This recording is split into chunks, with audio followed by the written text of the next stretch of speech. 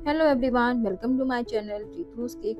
तो दोस्तों, आज मैं आपके लिए ना एकदम स्पेशल केक लेके आई हुई हूँ। और ये केक ना मुझे बहुत दिन से था कि मैं इस केक को बनाऊं, लेकिन मौका ही नहीं मिल रहा था बनाने का। तो मैंने सोचा चलो अब मौका मिला है तो मैं आप सभी के साथ अपना डिज़ाइन शेयर करती हूँ। तो आज मैं बना रही थी Harry Potter theme cake design, और ये किसी का ऑर्डर का नहीं था, कुछ भी नहीं था, ये मेरा अपना ही केक था। मेरी बेटी का आज बर्थडे है तो मैं उसी के लिए आज Harry Potter theme cake design बना रही थी। तो जिसके लिए ना मैंने इसे सोचा कि 2 लेयर में बनाऊँगी। तो मैंने ये एक केक, नीचे वाली लेयर को मैंने 7 इंच में और ऊपर वाली लेयर को मैंने 5 इंच में बेक किया। और इसे मैंने पहले से ही स्लाइसिंग करके रख दिया था, ताकि मुझे जब मैं इसकी क्रम्ब कोटिंग कर रही हूँ तो मुझे थोड़ा-सा ईज़ी हो जाता है कि आपको बार-बार केक को कट नहीं करना पड़ता है। तो मैं पहले से ही केक को काट के रख लेती हूँ, उसके बाद मैं इसकी क्रम्ब कोट करती हूँ।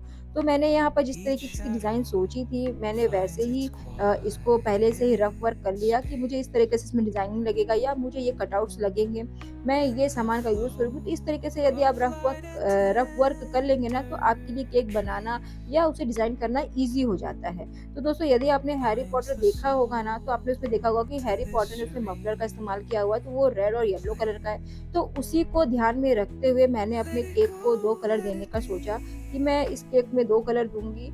और उसके साथ ही मैंने पहले सोचा कि केक को ना पूरे व्हाइट कलर की क्रीम से ही मैं इसे कोट करूँगी, इसमें कोई कलर ऐड ऑन नहीं करूँगी। मुझे बहुत ज़्यादा कलर पसंद नहीं है, तो मैंने सोचा कि इसमें बहुत ही कम कलर का मैं इस्तेमाल करूँगी, जिसके लिए मैंने सोचा कि मैं इसे पहले व्हाइट क्रीम से ही इसे पूरा कोट कर लेती हूँ।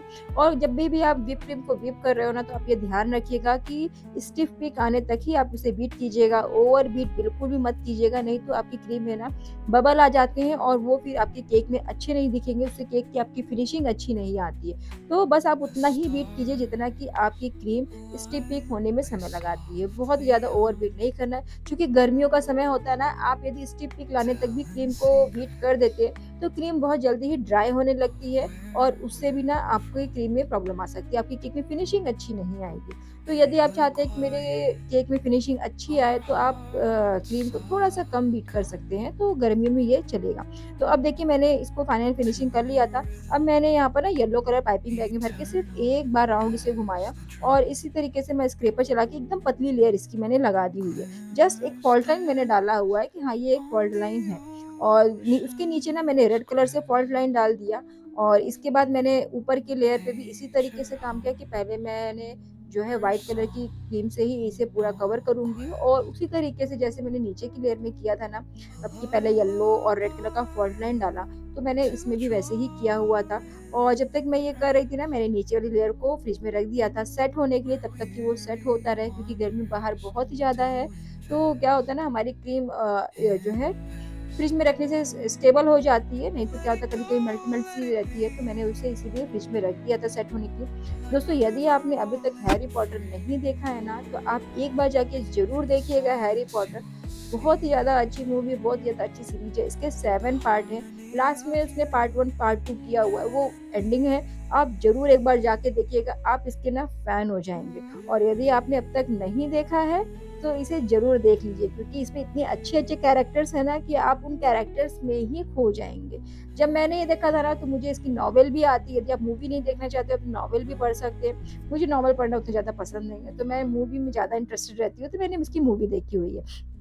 तो उसी से इंस्पायर होके मैंने इसके सारे कैरेक्टर्स के कटआउट्स भी निकाल के पहले से ही रख दिया था।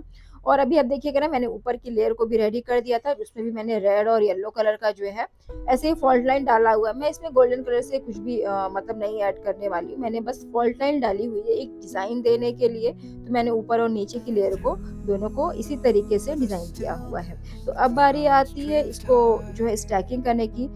मतलब मैंने नीचे लेयर रेडी कर लिया, ऊपर की लेयर रेडी कर लिया, अब आप इन दोनों लेयर को एक के ऊपर एक रखेंगे। तो मैं यहाँ पर वुडन डॉवल का इस्तेमाल करती हूँ, और उसी की मदद से मैंने देखिए ईज़ी से आप केक जो है उठाकर इस पे स्टैक कर सकते हैं। मैं इस केक के अंदर एक वुडन टॉवल डाल भी देती हूँ, जिससे आपको कहीं पे लेके भी जाना हो ना, तो आप इज़िली इससे कैरी करके कहीं भी ले जा सकते हैं, गिरने का कोई भी चांस नहीं रहेगा। और जब आप डाल दीजिएगा ना इसमें वुडन टॉवल्स, तो ऊपर पे देखिएगा इसी तरीके से हल्की सी क्रीम लगा के आपको एकदम हल्के हाथों से इसे स्मूथ करना रहता है। तो दोस्तों, अब बारी आती है हैरी पॉटर की बोलती हुई टोपी की। इसीलिए मैंने कहा, यदि आपने हैरी पॉटर नहीं देखा है ना, तो एक बार जाके ज़रूर देखिएगा। तो अब बारी आती है बोलती हुई टोपी की, तो उसके लिए ना मैंने आइसक्रीम कोन का इस्तेमाल किया हुआ है। आइसक्रीम कोन को मैंने हल्का-सा एंगल देके काटा हुआ है और अब मैं इसे चॉकलेट की मदद से इस तरीके से चिपका दूँगी। और यहाँ पे मैंने चॉकलेट ही लिया हुआ है, कोई गनाश वगैरह या कुछ भी नहीं है। आप व्हाइट चॉकलेट का भी इस्तेमाल कर सकते हैं, लेकिन जो आपने हैरी पॉटर देखा होगा ना, उसमें ब्राउन कलर की टोपी रहती है जो कि बोलती है। तो मैंने इसीलिए यहाँ पर डार्क चॉकलेट कंपाउंड का इस्तेमाल किया हुआ है। और अब मैं इसे इसी तरीके से ना बीच-बीच में इसे लगा के रख देंगे ताकि ये चॉकलेट ना सेट होता रहे। बाहर बहुत ही ज़्यादा गर्मी थी, इसीलिए मैं इसे हर 2 मिनट में फ्रिज में रख रही थी ताकि ये जल्दी से जम जाए और मेरा जो कोन है वो रेडी हो जाए। तो इसीलिए मैंने इस कोन को पूरी तरीके से चॉकलेट से मतलब कोट किया और एक बार रख दिया था फ्रिज में ठंडा होने के लिए। फिर मैंने इसे वापस से निकाला और उसे दोबारा से इसे कोट किया ताकि ये पूरा कोन बाहर से कोट हो जाए। आप चाहें तो इसे अंदर से भी कोट कर सकते हैं, लेकिन ये टोपी चूँकि ऐसे ही रखनी थी तो मैंने इसे अंदर से कुछ भी कोट वगैरह नहीं किया हुआ है। आप ऊपर चॉकलेट लगा देंगे तो ईज़िली ब्रेक भी नहीं होगी, नहीं तो ये बिस्किट है तो ईज़िली ब्रेक भी हो जाता है। तो इसीलिए मैंने इसे ऊपर से ही इस तरीके से चॉकलेट लगा के रख दिया था। और जब ये लग जाए ना तो आपको इसकी टोपी का जो निचला पार्ट होता है, जो हेड की तरह दिखता है ना, अब बारी आती है वो बनाने की। तो मैंने उसके लिए ना पाइपिंग बैग का इस्तेमाल किया, उसमें मैंने चॉकलेट भर दी थी। और अब मैं इसके बाद ना धीरे-धीरे इसी तरीके से टोपी का निचला हिस्सा बनाऊँगी। और जब भी आप इस तरीके का निचला हिस्सा बनाइएगा ना, तो आप ये ध्यान रखिएगा कि आप नीचे बटर पेपर ज़रूर लगाइएगा। मैंने इसे डायरेक्टली प्लेट पे बना दिया था, तो ये छोड़ नहीं रहा था ईज़िली, मुझे काफ़ी मेहनत लगी। तो इसीलिए आप ना नीचे इस तरीके का बटर पेपर लगाइएगा, जिससे कि ये ईज़िली देखिए ये छूट जाएगा और आपकी बोलती हुई टोपी तैयार हो जाएगी। आप इसे फॉन्डेंट से भी बना सकते थे, लेकिन यदि चॉकलेट से बनाएँगे ना, तो ये टोपी बच्चों को बहुत ही ज़्यादा पसंद आने वाली है। अब बोलती हुई टोपी है तो मुँह तो होगा ही, तो इसीलिए मैंने यहाँ पर इस टोपी का इस तरीके से मुँह माउथ बनाया और इसके बाद इसमें कुछ रिंकल्स देने के लिए मैंने इसमें चॉकलेट के कुछ इस तरीके से डिज़ाइन दे दी थी ताकि ये टोपी रियलिस्टिक लगने लगे थोड़ी-सी। और इससे ना बच्चों को ये बहुत ही ज़्यादा पसंद आने वाला है। और इसके लिए मैंने इसे ला के फिर से मैंने इसे फ्रिज में रख दिया था ठंडा होने के लिए और ये देखिए मेरी बोलती हुई टोपी तैयार है। तो इस तरीके से मुझे बहुत ज़्यादा मज़ा आया ना, तो मैंने 2-3 टोपियाँ बना दी कि ठीक है, हम लोग बोलती हुई टोपी ही खाएँगे। और अब हम हैरी पॉटर के जो कटआउट्स लगाने वाले हैं अपने केक पर, मैं उसके बारे में आपको बता दूँ। देखिए, ये कोडैक का मैंने लिया हुआ है पिक्चर टाइप। इस तरीके का पेपर ना आपको अमेज़न पे मिल जाएगा कोडैक का, ये बहुत सारे कंपनी का है। तो ये हल्का सा शाइनेबल रहता है और ये जो नॉर्मली हम फ़ोटो बनवाते हैं ना, ये उसमें थोड़ी ज़्यादा शाइनिंग होती है, इसमें थोड़ी-सी कम शाइनिंग रहती है। आप इसमें घर पे ही प्रिंट कर सकते हैं या आपके घर पे यदि प्रिंटर नहीं है तो आप इस तरीके का, ये A4 साइज़ का पेपर होता है ना, तो आप इस पे खुद ही कस्टमाइज़ करके आप मार्केट से भी प्रिंट निकलवा सकते हैं और ये ईज़ी बहुत ही सस्ते में बन जाता है। आप मार्केट में यदि एक प्रिंट निकलवाने जाएँगे तो मेरे यहाँ तो 70 से 80 रुपए ले लेता है। और इसीलिए मैं क्या करती हूँ कि इसी तरीके के पेपर मँगवा लेती हूँ ऑनलाइन और मैं घर पे ही इस तरीके का प्रिंट निकाल लेती हूँ। A4 साइज़ पे निकलता है, तो आप इसमें किसी तरीके का थीम केक बनाना चाह रहे हैं तो आप एक ही पेपर पे सारे अपने जो भी आपको प्रिंट चाहिए वो आप निकाल के आराम से इजी केक में लगा सकते हैं। उस तरीके का केक प्रिंटरेस्ट से आप फ़ोटो ले सकते हैं जिसमें बॉर्डर होना बहुत ज़रूरी है, जिससे ना आपके केक की फिनिशिंग अच्छी आती है, वो काटने में ईज़ी रहता है। नहीं तो क्या होता है ना, कई बार हम उतने अच्छे से क्लीन तरीके से काट नहीं पाते तो हमें लगता है कि अरे मार्केट में ईज़ी कटआउट्स मिल जाते हैं तो ले लेना चाहिए। बट किसी-किसी थीम केक के ना कटआउट्स नहीं आते हैं मार्केट में, ईज़ी नहीं मिलते। तो यदि आपके पास इस तरीके का जो है कटआउट आप खुद ही घर पे बना लेते हैं, तो ये तो बहुत ही अच्छी बात है।